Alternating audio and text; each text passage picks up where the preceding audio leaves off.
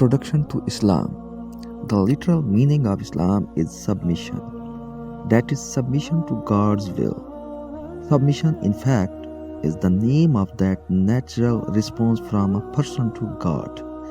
The response that is expressed by human beings after their realization of God. It is with this submission that life has developed, which is called a religious life. What is realization of God?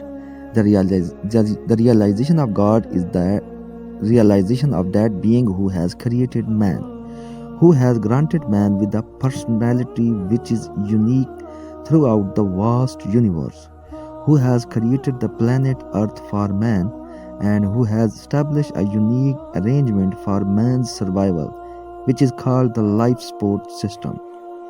A person's quest doesn't stop here, but rather becomes a part of his life in the form of a process of discovery. Now he discovers his relationship with God. He grasps the reality that he is not free but under the command of God. He realizes that the purpose of creating a human being in this world is to give him the opportunity to be the most superior of the creature, so that he may be credited with being one of those special beings who bound himself to living a principled life, in spite of having no compulsion to do so. All things in this world are subjected to God. The stars and planets in space revolve in their orbits totally under the command of God. The trees, the rivers, the mountains, all these things strictly follow the plan laid down for them by God. In a parallel with this, the animals follow the pattern determined for them by their instincts. They are totally governed by their instincts. In this world, human beings, as an exception, have been granted the blessing of freedom and power. This freedom offers two different paths to a person. One leads him to becoming arrogant and insolent and leading an unrestricted life. This would mean his failing in his test paper. On the other hand, will be those who make right and proper use of their freedom, although there is no compulsion for them to adhere to divine principles. They will be successful in their task.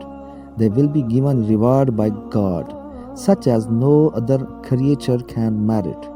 They will be held to be those of God's servants, who has earned nearness to God, and they will live a life of comfort and happiness eternally in paradise. When man realizes that he is not free but has to act as God's behest and accountable to him, he starts living God's oriented life.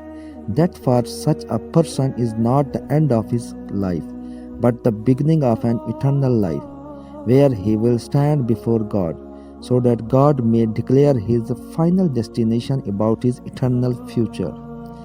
This process of discovery continues until he realizes that the end of his life is going to culminate in the form of either eternal paradise or eternal hell. This quest makes him extremely serious about the course his life should take. Now he plans his life anew.